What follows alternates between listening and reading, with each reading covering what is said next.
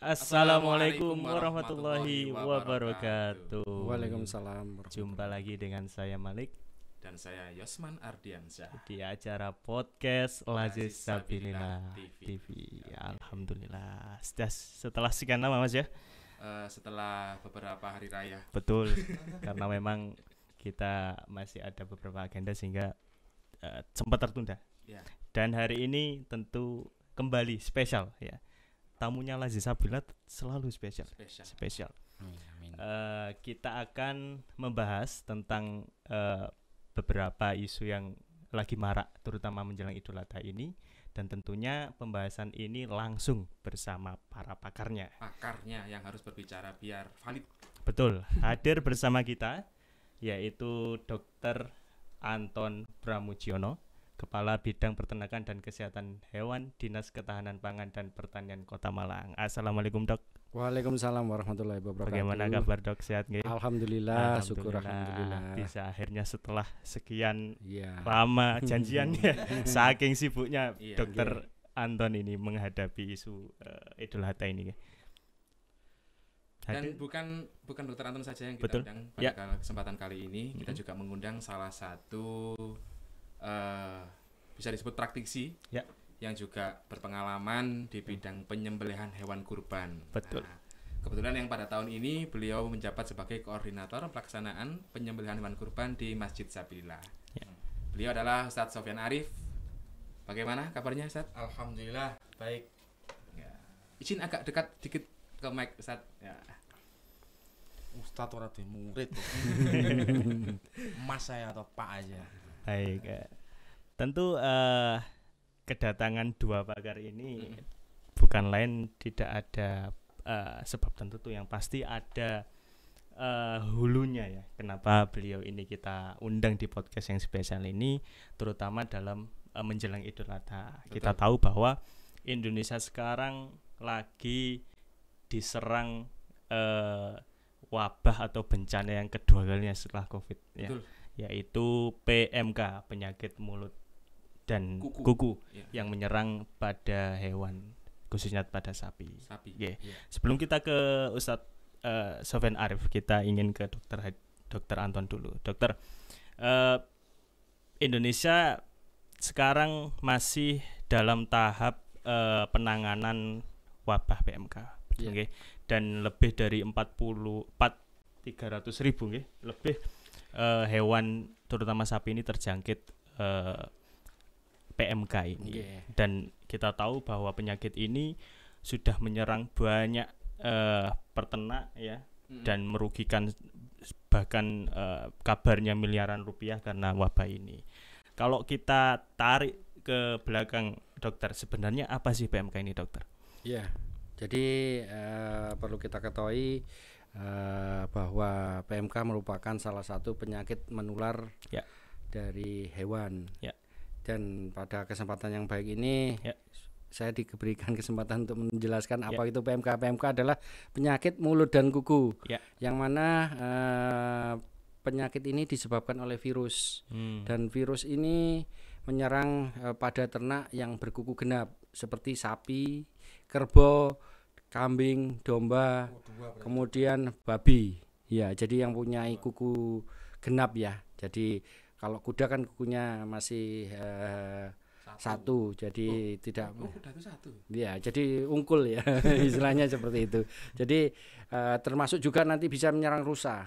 Cuman pada kesempatan yang baik ini para pemirsa, bahwa yang diserang ini hewan-hewan yang berkuku genap itu cuman pada sapi yang menunjukkan gejala klinis, dan pada kambing, kemudian domba, kerbau dan lain sebagainya belum menunjukkan gejala klinis. Jadi itu yang perlu dicermati oleh masyarakat semua. Jadi gejala-gejalanya mungkin nanti bisa saya sampaikan seperti itu.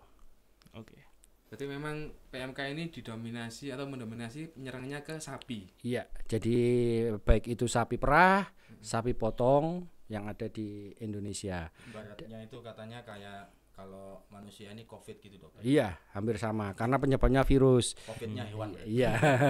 Tapi intinya sebetulnya penyakit ini kan mudah disembuhkan jika ditemukan awal gejalanya. Jadi gejala-gejala apa yang biasanya muncul, biasanya diawali dengan demam tinggi. Jadi biasanya kalau sapi itu kan normalnya 37 derajat nih. Ya. Ini kalau sudah terserang biasanya kurang lebih 39 sampai 41 derajat Celcius. Dan bagaimana untuk melihat suhunya itu? Ya kalau kita pakai dengan praktisi itu pakai bisa termogan, bisa termometer kan seperti sama, itu. dokter ya? Sama, ya? iya. Cuman kalau kita di lapangan untuk melihat atau mungkin mendeteksi itu biasanya kita pegang telinganya. Biasanya lebih panas gitu loh. Dan biasanya di hidungnya itu agak kering. Itu. Jadi itu gejala awal. Sebelum ke situ Dok, tentu kan penyakit ini kita anggap baru di Indonesia, Iya. Dok ya. Cuman saya riset kecil-kecilan, itu ternyata sejarahnya Indonesia juga pernah mengalami wabah PMK Iya. di tahun 1887, zamannya penjajahan Belanda. Iya. Dan benar. itu pun selang 100 tahun bahkan 1 abad baru Indonesia dinyatakan bebas Bebas. PMK Iya, oleh iya. internasional Dok ya. Iya. Dari mana datangnya ini PMK Dok? Kok tiba-tiba Ya. ada lagi gitu Dok? Ya, jadi pada awalnya memang tahun 1887 itu saat itu pemerintah Belanda mendatangkan sapi perah, terutama mungkin yang sekarang itu PFH ya, peranakan Holstein yang loreng-loreng itu kan untuk sapi perah yang ada di Indonesia, terutama mungkin didatangkan ke Malang katanya saat itu, menurut informasi itu. Kemudian di tahun 1986 setelah dilakukan vaksinasi dan surveillance dan macam-macam kegiatan, akhirnya di 1986 dinyatakan sudah tidak ada wabah lagi. Dan oleh OIE, jadi Perhimpunan Dokter Hewan Kesehatan Hewan Sedunia menyatakan Indonesia 1990 bebas PMK. Seperti itu. Kenapa sekarang muncul? Banyak penyebabnya gitu loh. Menurut isu katanya ada daging dari India. Kemudian mendatangkan domba dari negara-negara yang masih tertular dan banyak hal yang mungkin penyebabnya.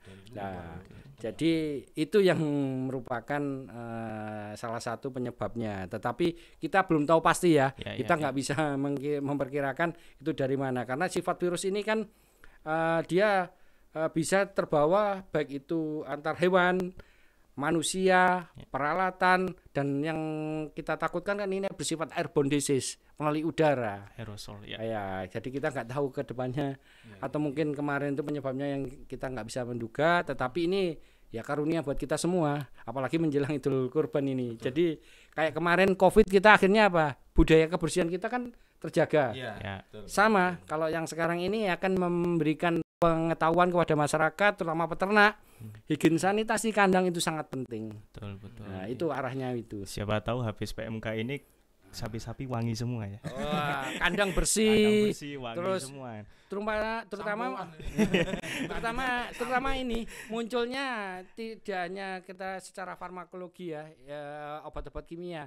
Masyarakat itu kita itu yang sebagian besar itu kita informasikan terkait obat herbal. Ternyata tidak hanya untuk manusia tetapi untuk hewan pun ada juga. Iya, ada contoh kemarin ada yang kunyit itu kemudian jahe, kemudian daun kelor. Tapi itu memang bisa, Dok. Bisa. Ternyatanya beberapa itu untuk meningkatkan stamina sapi, imunitas untuk melawan virus ini. Sama dengan Covid saya kira gitu. Kalau kita kemarin kebetulan terus terang di keluarga saya, istri saya yang kena.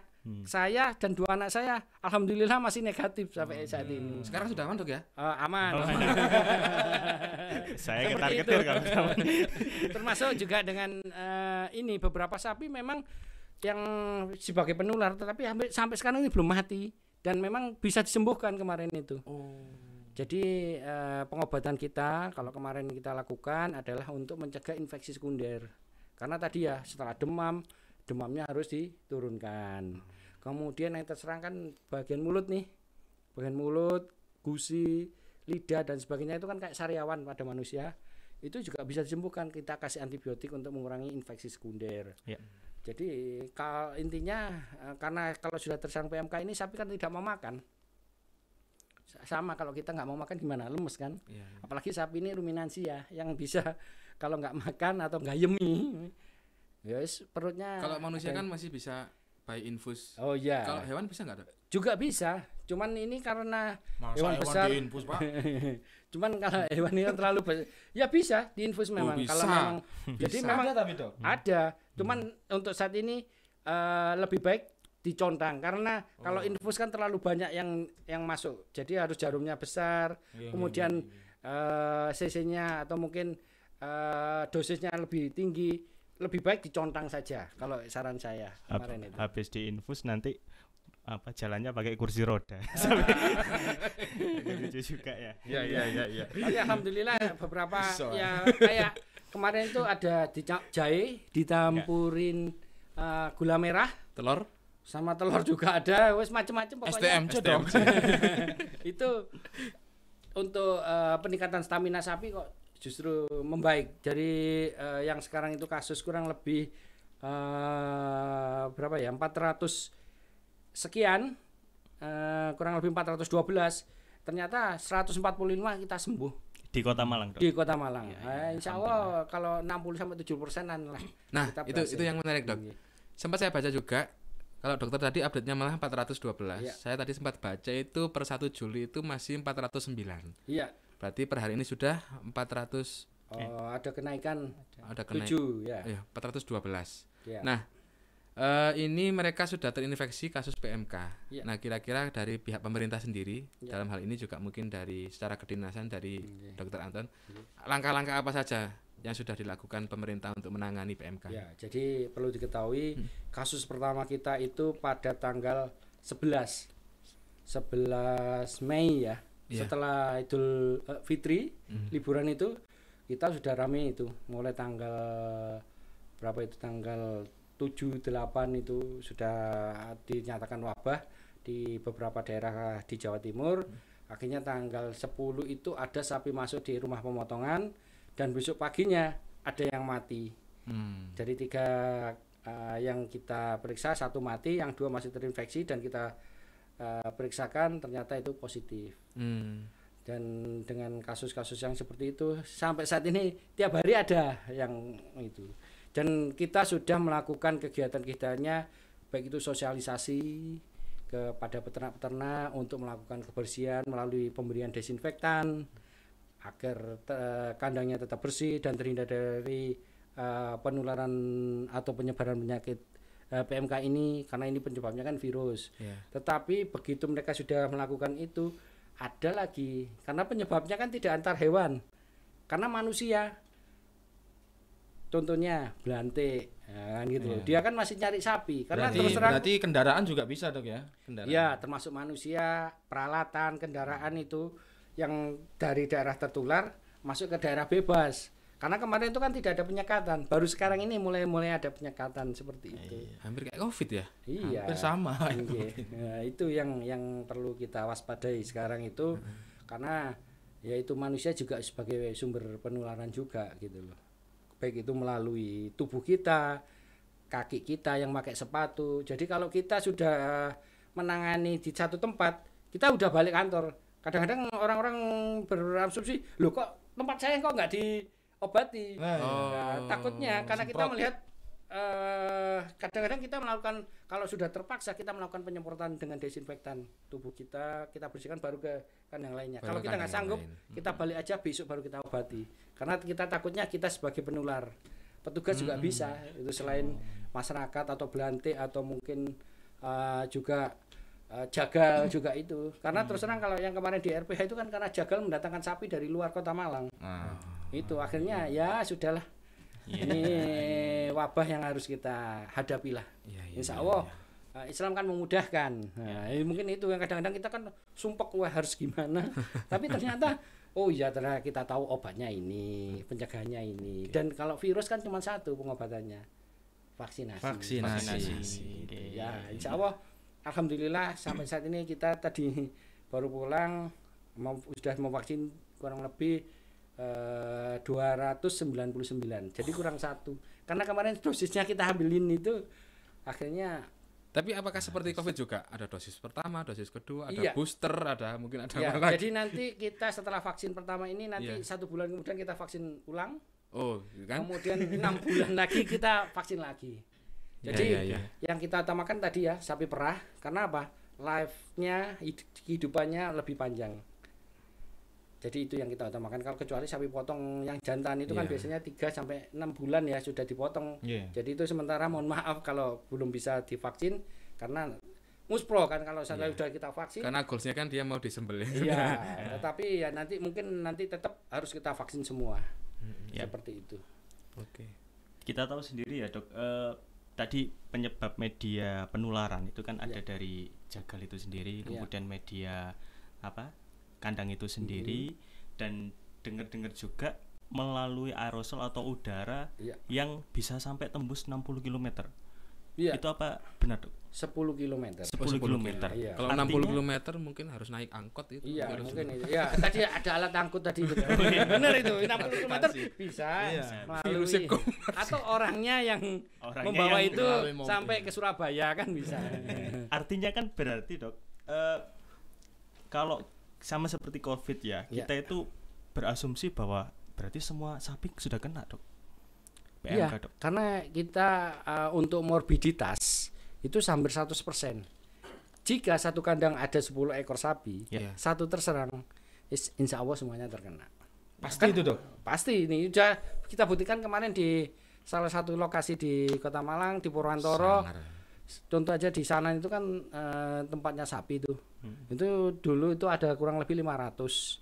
Sekarang tinggal 25% itu yang mungkin masih punya daya tahan tubuh yang memang kuat. Dan kemarin itu ada beberapa yang masih awal gejala kita suntik untuk pencegahan infeksi sekundernya bisa teratasi ya, termasuk yang 145 tadi sembuh itu.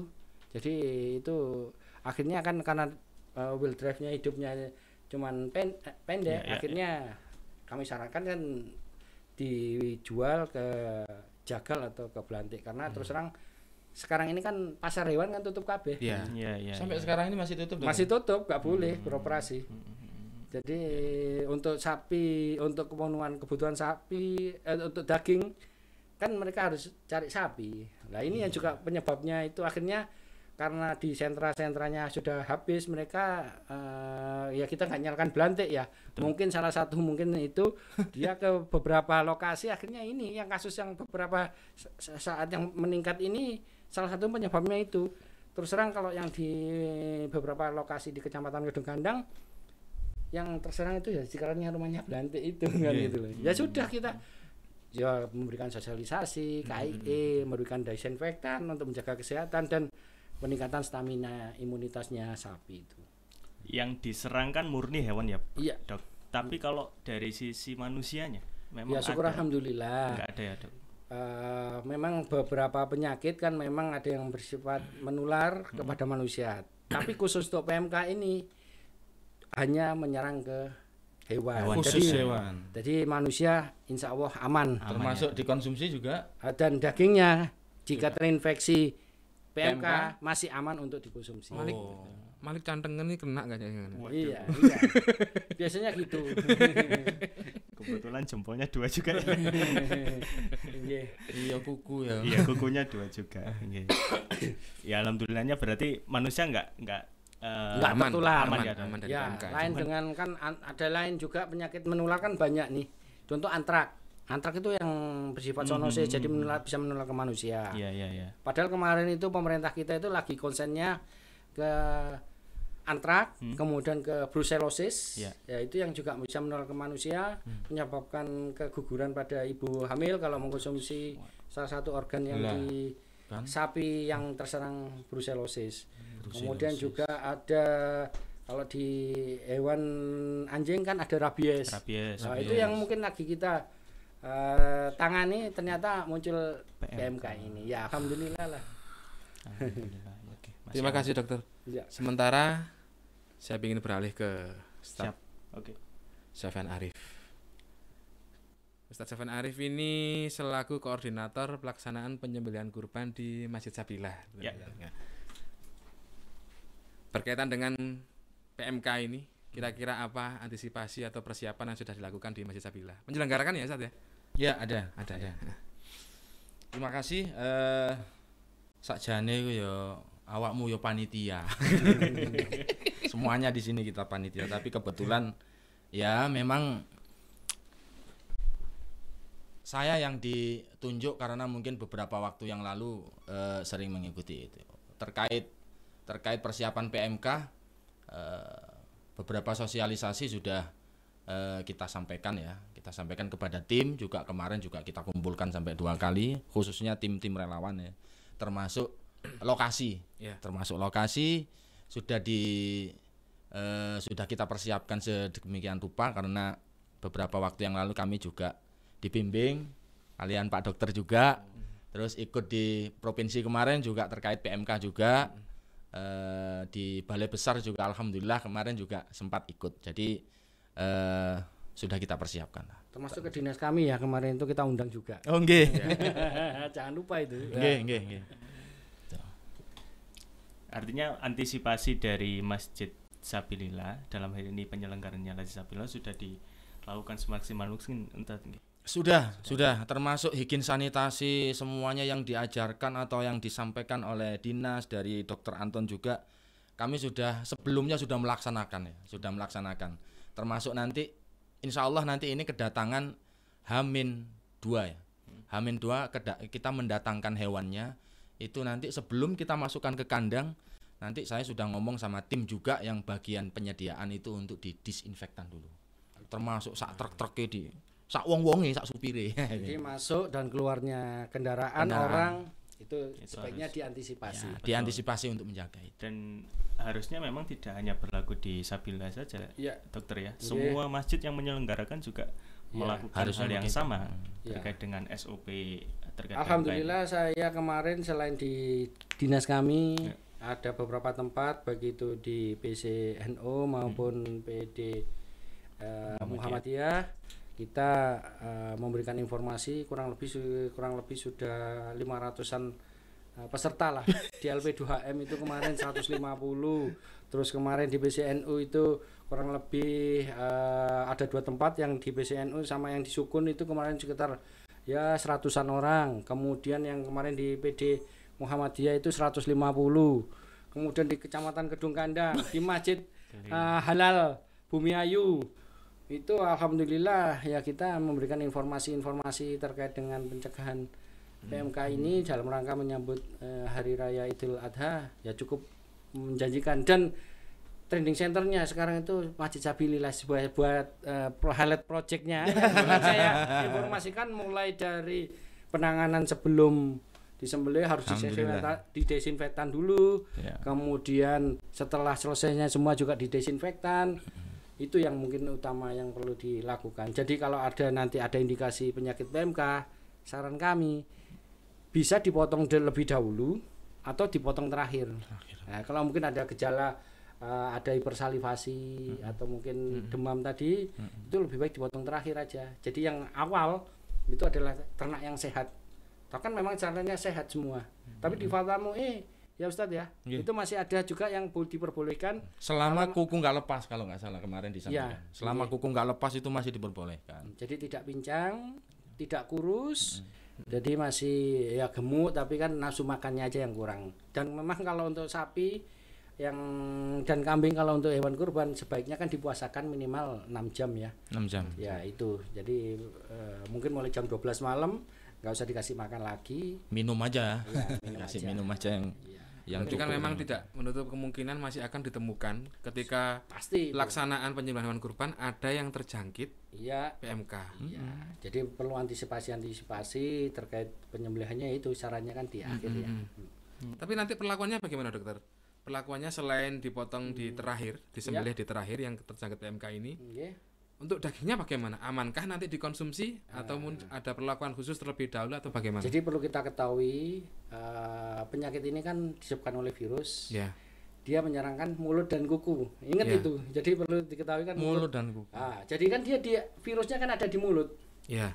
Kalau dari mulut kemana arahnya? Kan masuk ke kerongkongan, ke lambung, kemudian sampai ke air saluran perkencingan sampai saluran pencernaan.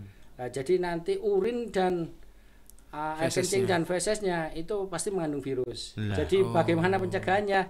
setelah disembelih, insya Allah dagingnya aman untuk dikonsumsi. Tetapi kepala, jeroan dan kaki perlu ada perebusan. Saya kira kalau disabilillah sebagai contohnya kemarin fotonya sudah tak pampang di beberapa slide ya, mulai dari yang LPH 2M yang di Universitas Negeri Malang sampai yang kemarin terakhir di PD Muhammadiyah itu. Wah, ini loh contohnya. Jadi kalau melihat di Sabilillah, selain darah dan isi jeroannya dimasukkan di sapi tank ya. Kemudian dilakukan perebusan untuk jeroannya. Nah, nanti tinggal kalau ada terindikasi PMK, tinggal nambahi masukin kepala sama kakinya. Termasuk untuk PMK ini kemarin juga disarankan untuk tidak hanya jeroan hijau tapi jeroan merah.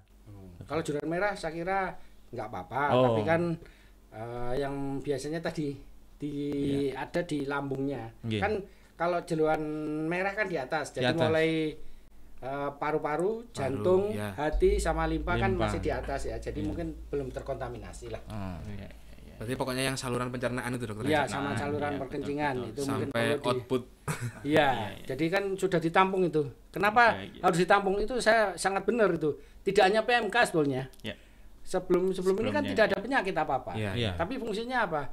Jika ada virus sudah tertampung itu. Dan virus kalau seandainya ada di situ kan masih terlokalisir di dalam sapi tank, tidak menyebar kemana-mana. Betul. Itu fungsinya. Berarti himbauan untuk para pemirsa nanti kalau nyate ya nggak usah pakai jeroan yang cukup daging sama mungkin jeroan yang padahal hati. yang jeroan yang itu yang paling enak-enak gitu. Ini panitianya nyate nih Mas, anak-anak ini. Ini panitianya nyate. Hati-hati ya. Senengane bondo Tapi ya arung kalau tadi udah dipanaskan 70 derajat Celcius selama 30 menit insya Allah virusnya udah mati. Lebih juga nggak apa-apa dokter ya? Enggak apa-apa, lebih bagus lagi. Dan sebenarnya berapa derajat dokter? 70 derajat. Ya, itu sudah umum itu loh Mas. Kalau udah umum itu 70 derajat Celcius, dan saya kira kalau kemarin di sini tuh kan fungsinya banyak itu. Mungkin nggak tahu Ustadz mungkin kalau fungsinya apa itu kalau direbus kalau kemarin tuh. Tujuannya untuk apa sih? Udah tahu. Oh gitu. Jadi sebelumnya kan kami juga ikut di provinsi juga pernah. Itu diberikan arahan ke sana untuk intinya sebenarnya untuk mematikan kuman-kuman gitu aja. Karena kan tempat berakhirnya makanan kan di sini. Itu lebih higienis. Yang kedua yang disampaikan motongnya mudah. Motongnya mudah itu.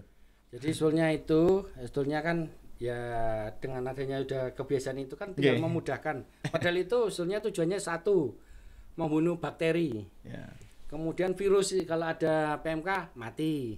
Kemudian juga organisme lain yang bisa merugikan manusia itu mati semua dengan pemanasan selama 30 menit dengan suhu 70 derajat, dan juga yang paling penting istilahnya ngurangi bau. Karena terus terang kalau untuk penanganan itu dengan dibersihkan itu terus kemudian dimasak itu mengurangi bau. Jadi siapa yang menangani itu kadang-kadang semua aku lihat jeroan. Apalagi jeroan hijau gitu. Semua, tapi kalau alhamdulillah kemarin ibu-ibu yang menangani di Sabilillah itu saya bilang, "Gimana Bu?" "Oh, enggak masalah, Mas. Enggak bau lagi." Yang pertama itu. Yang kedua juga wah gampang untuk memotongnya. Tinggal bagaimana pengemasannya. Jadi sarannya terakhir itu kalau pengemasan daging sendiri, jeroan merah sendiri, jeroan hijau sendiri. 3 item berarti ya. Jadi nanti baru dimasukkan satu kresek kan gitu. Tentu atau memang plastik lah. Higienis atau tidaknya itu memang menjadi faktor utama gitu. Sebelum kita memang menyerahkan kepada para mustahik, orang-orang yang membutuhkan, panitia harus betul-betul memastikan apakah daging dan juga jeroan ini memang layak untuk diberikan. Jangan asal karena gede wis akeh gitu. Kalau di tempat kami istilahnya produk hewan ya yang dihasilkan oleh ini secara global kan produk hewan. Itu ada daging, telur dan susu. Ya harapannya kalau untuk di saat Idul Kurban ini kan dagingnya asuh, aman, sehat, utuh halal. Dan halal. Nah, ditambahi thayyib ya. Itu lebih baik lagi. Halalan thayyiban. Aman untuk dikonsumsi. Kemudian yang kedua aman, sehat, asuh kan sehat. Berarti mempunyai nilai gizi yang baik kalau memang penanganannya baik sehingga dapat membuat tubuh kita berdaya tahan tinggi, menambah stamina kan itu. Utuh, tidak tercampur bahan-bahan yang lainnya. Contoh kadang-kadang pakai telenan. Kalau di Sabilillah sudah pakai Meja. meja yang pakai apa ya? Bahan yang tidak bisa rusak ya, kayak fiber Apa itu sih namanya ya? Nah, itu Lupa namanya. Kalau Plastik kalau, ya? Iya, kalau di tempat-tempat lain kan pakai kayu. Kadang-kadang batu mencelik itu Campur kayunya aja kayu. yang masuk dagingnya. Campur Siapa tahu, kayu. Nah, itu yang utuh itu tadi. Betul. Atau mungkin tercampur tanah. Kan kadang-kadang ada tuh dapat, saya juga pernah tuh dapat daging yang ada tanahnya, ada kayunya, itu berarti tidak utuh kan gitu loh. Yang penting tadi halal itu. Terkontaminasi dengan Penyembelihannya secara sempurna sebelum mati benar-benar antara kepala dan badan jangan dipisahkan lebih dahulu. Itu salah satu mungkin Toyib iku mau. Ya, toyib itu. Iya. Oke, karena betul memang Sabilillah ini sudah beberapa kali ya menjadi salah satu, bahkan mungkin satu-satunya ya, masjid percontohan untuk penyembelihan kurban, karena memang dari Masjid Sabilillah sendiri selalu mengutamakan tadi istilahnya kebersihan, keselamatan dan mungkin juga nanti ada slogan asuh lagi Asuh, disampaikan ya, kan gitu semoga. loh. Aman, Ya, sehat, semoga. utuh dan halal. Insyaallah. dan karena itu Toyib, itu yang penting. Toyib. Bang Toyib ya. Bang Tayyib. dan karena itu juga Masjid Sabilillah dinobatkan sebagai Masjid Masjid terbaik terbaik nasional Amin. 2022. Alhamdulillah. Makanya kurban di Sabilillah. Ujungnya seperti ini. Promosi. jan-jan itu tujuannya ya iku. Iya. Ya nggak apa-apa, itu bisa menjadi pilot project di Kota Malang, bisa percontohan di beberapa masjid. Terus terang saya materi-materi saya langsung ngopi, yang foto-foto saya sendiri, video kami pun yang kemarin kerjasama dengan sini kita buat sendiri lagi. Kita potong-potong, ada pemeriksaan sebelum di Antemortem gitu iya, ya. sebelum dipotong, kemudian setelah dipotong, penanganan jeruan merah, penanganan jeruan hijau. Jadi mungkin itu. Jadi termasuk perobohan dan penyembelihan itu kalau kita melaksanakan baik, insya Allah daging yang dihasilkan yang tadi asuh itu ya. Dan tambahan itu tidak masalah nanti gitu Mas. Insyaallah nggih. Kalau perlu di labelnya, di plastiknya itu daging asuh. Ya, sudah kemarin sudah ada yang usul dokter. Ada yang usul Gus Anas Basori itu. Dan aman untuk dikonsumsi. Nggih. Isu sekarang itu ada lagi Ustadz, tidak ada yang mau menerima daging Ya itu kurban. kemarin. Masalahnya di situ kemarin. Tolong dikasih stiker aman dan halal. aman untuk konsumsi. Iya. Karena beberapa masjid juga tidak menyelenggarakan. Itu akhirnya untuk para penerima itu ragu. Ya, Terus terang kemarin itu ada beberapa kasus yang sapinya terinfeksi, di bagian tetangganya itu lo nggak mau, karena dia takut mati, akhirnya kan disembelih. Dagingnya di bagian ke tetangganya nggak ada yang mau. Ya saya bilang kirim aja ke kantor kami. Perlu jadi headline juga ini mungkin ya. Berarti kan daging sapi meskipun yang terinfeksi PMK masih aman untuk dikonsumsi. iya. Dan ternak yang terinfeksi tidak menularkan ke manusia. Nah, Oke. itu. Jadi untuk teman-teman panitia enggak usah khawatir. Itu kan yang penting itu kan.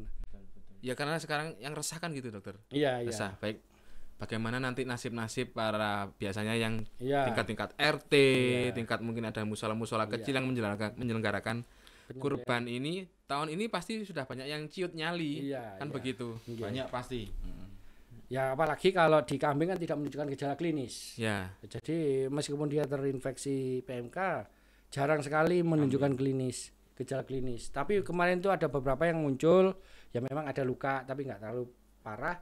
Tapi biasanya dia pincang langsung, tapi nggak ada luka gitu loh. Nah itu yang mungkin masih perlu di Luka tapi tak berdarah. iya, tapi mungkin luka dalam ya, yang karena kita nggak pernah itu, jadi dia mengangkat kaki depannya, terutama kaki depan yang terserang, sehingga jadi gemetar ya. Pincang. Jadi kalau udah pincang kan nggak sesuai dengan syariat ya. Kalau termasuk dari Kementan kita kan selain sehat, tidak cacat kan gitu loh, termasuk pincang, mata buta kan itu, tidak kurus kan itu juga bahkan syarat. Apalagi umur juga ya penting juga gitu. Tapi insya Allah nanti di Sabilillah pasti ada pendampingan dari Dokter Anton juga kan ya.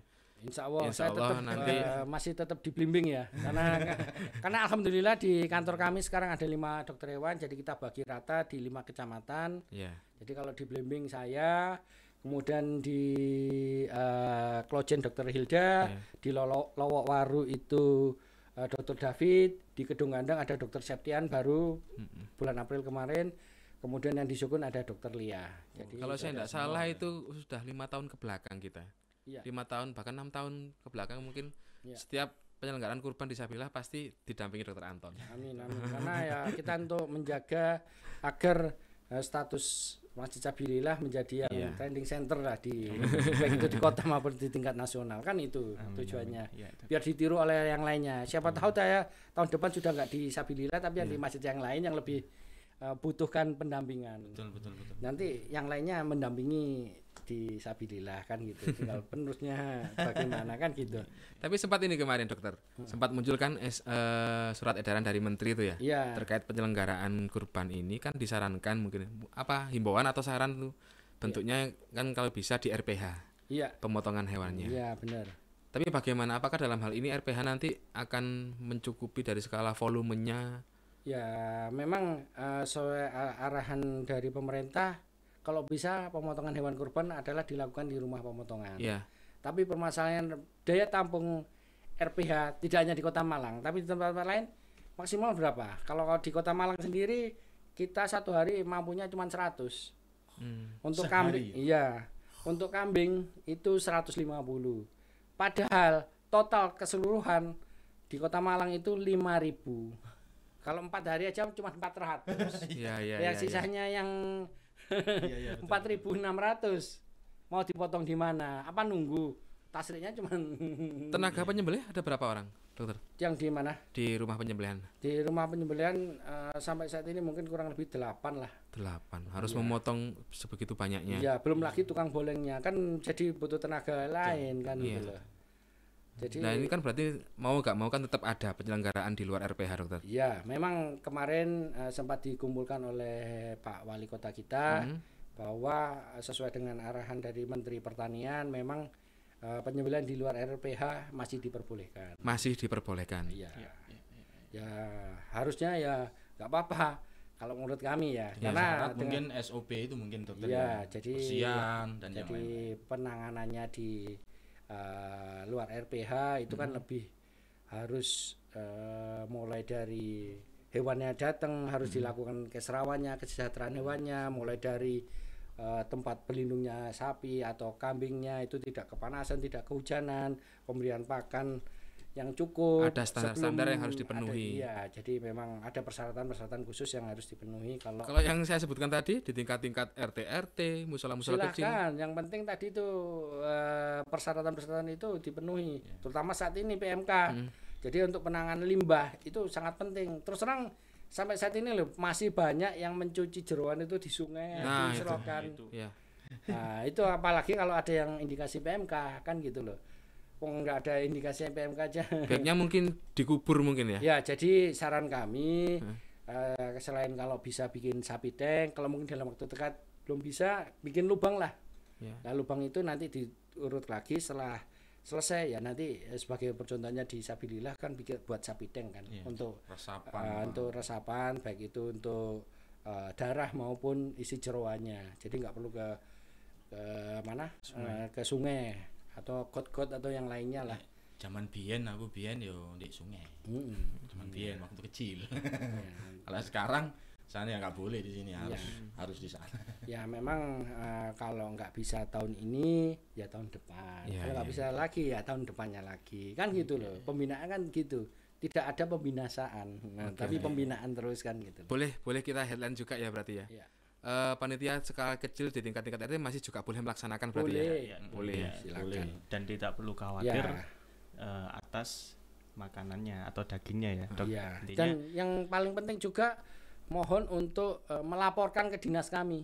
nah ini Jadi baik itu masjid, musola atau tempat pemotongan, instansi itu sebaiknya melapor ke dinas kami, baik itu melalui surat. Kita punya link yang sesuai dengan yang di edaran Wali Kota nomor 32 Iya. tahun 2022. muncul di sini ya. linknya. Iya, nanti ada link yang bisa diisi oleh masyarakat. Nanti insya Allah dengan adanya pelaporan itu kita akan menindaklanjuti ada pemeriksaan antemortem di H-1 sama postmortem di hari H. Seperti itu. Harapan kami ternak yang dipotong itu sehat semua. Amin. Amin amin. Seperti itulah. dan kita tidak khawatir lagi, kita Iya. tidak resah lagi, bisa Iya. bergembira menyambut Idul Adha Betul. ini. Karena kita euforia kita kan Betul. di saat Iya, ini kan itu gitu. kan hari raya ini masalahnya. Hari raya kan. di, raya. di mana arang-arang semua Iya. jadi Iya. banyak ya hashtag. Soalnya Mas nyatu. Malik ini setiap hari raya Idul Adha itu seneng. Iya. Soalnya bondo areng tok. Oh, enggak, dia enggak areng tambahan. Kalau saya lihat itu kipas saja.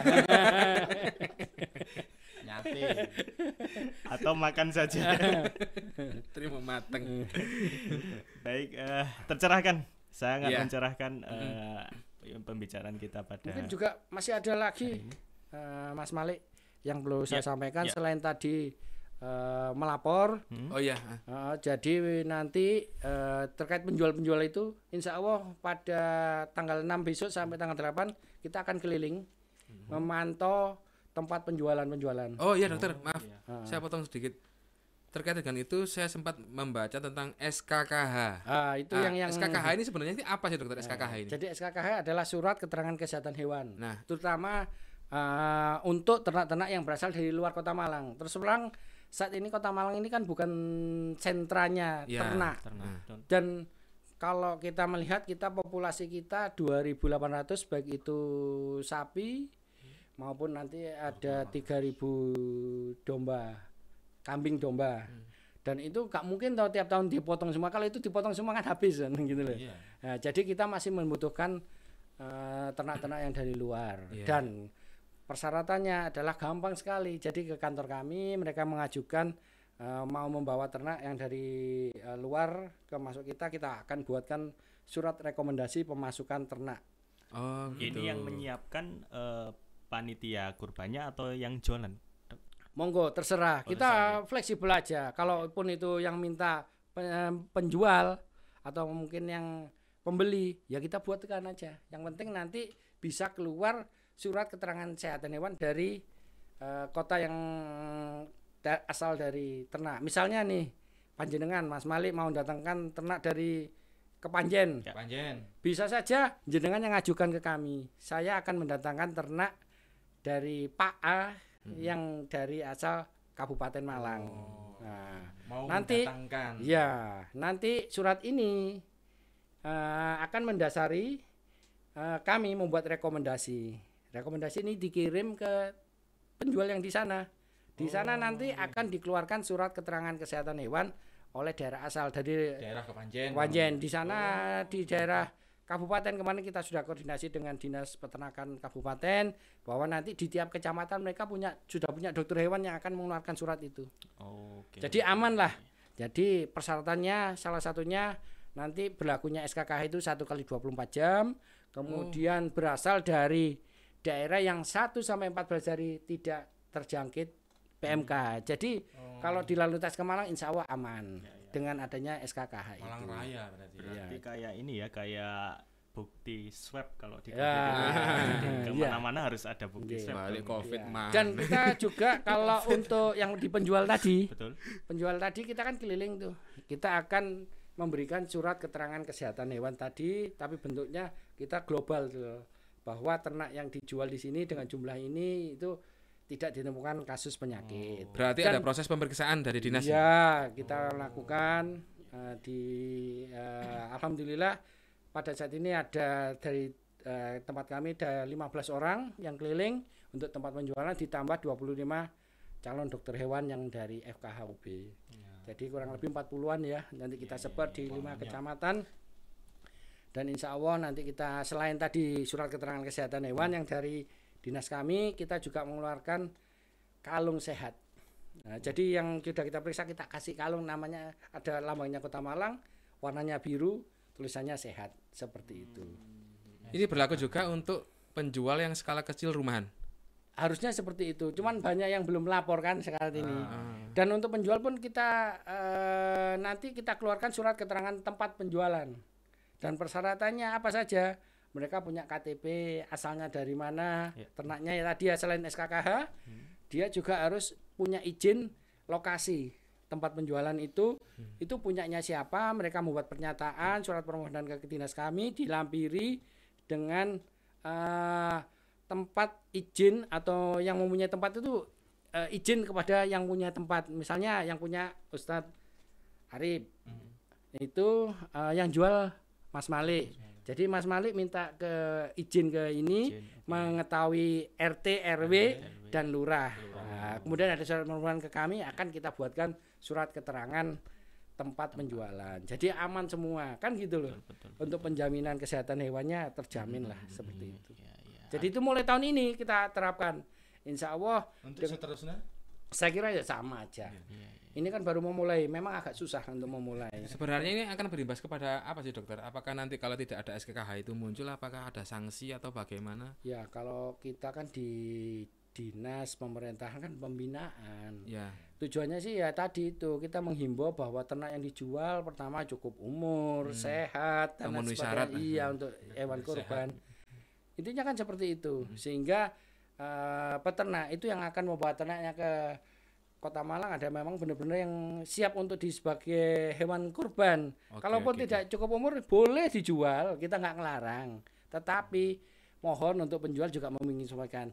Kalau ini untuk panitia monggo, tapi untuk hewan kurban, nah tinggal jeli-jelinya kita sebagai pembeli kan juga itu. Berarti dengan adanya SKKH ini juga termasuk sebagai ikhtiar bahwa hewan yang akan disembelih ini memenuhi syarat. Iya, sehat kan. Sehat itu. Iya. secara kesehatan ya mungkin secara syar'i juga. Tentu kita yakin bahwa skema-skema yang dilakukan pemerintah ya dalam hal ini Pemkot ini tidak hanya untuk kebaikan Pemkot sendiri, tapi tentu ini untuk bersama, ya, bersama umat. panitianya, Untuk umat. kemudian bagi mereka yang menerima di hewan daging itu. Oh iya, saya kira itu yang Iya, perlu dicermati kan. Iya. Oke, saya kira sangat kalau bahasanya Deddy Kobuser isinya daging semua. Isinya daging semua. Baru kali ini saya dengar. Artinya manfaat sekali dengan informasi yang diberikan Dr. Anton dan juga Ustadz Sofyan Arif terkait dengan Idul Adha ini ya Mas Usman, bahwa yang pasti para panitia nanti nggak usah ragu untuk menyembelih. Penikmat dagingnya juga jangan Aman. ragu juga ya. Kembalikan hashtag 2022 nyate lagi ya. Nyati lagi. Kita harus tetap nyate. Di tengah Idul Adha ini, bahwa Idul Adha tetap harus dalam nuansa kegembiraan, bukan ketakutan. Gitu Amin. ya. Amin seperti itu. Oke. Terima kasih Betul. waktunya Dr. Anton. Siap. Tadi sebenarnya hari ini sangat sibuk beliau, tapi alhamdulillah masih juga menyempatkan untuk di Ya, podcast habis ini kita. saya kembali lagi ke kantor. Masya Allah. Tadi sudah 60 surat yang sudah kita keluarkan rekomendasi. Insya Allah ini tadi ada 21 lagi yang harus saya tanda tangani. Besok pagi biar stempel orang-orang yang ingin mendatangkan itu merasa senang. Soalnya sudah dijanjikan untuk besok diambil. Iya. Itu semoga sehat selalu dok. Amin. Semoga- Barokah lah semuanya kan. Semoga kita bisa ketemu di Sabilillah nanti dokter. Amin. Insya Allah seperti itulah. Baik. Kita tunggu nanti. Ya. Saya kira cukup Mas Yusman. Cukup, oke. Terima kasih, Terima kasih. Ustadz Arif, Sofyan Arif dan juga Dr. Anton atas Iya. kebersamaannya bersama podcast Aziz Sabilillah, dan tentunya nantikan video-video kita ke depan tentu dengan tema yang berbeda dan tentu lebih bermanfaat lagi. Saya Malik Dan saya Yusman Ardiansyah. Terima Terima kasih. kasih. Assalamualaikum warahmatullahi wabarakatuh. Waalaikumsalam warahmatullahi wabarakatuh.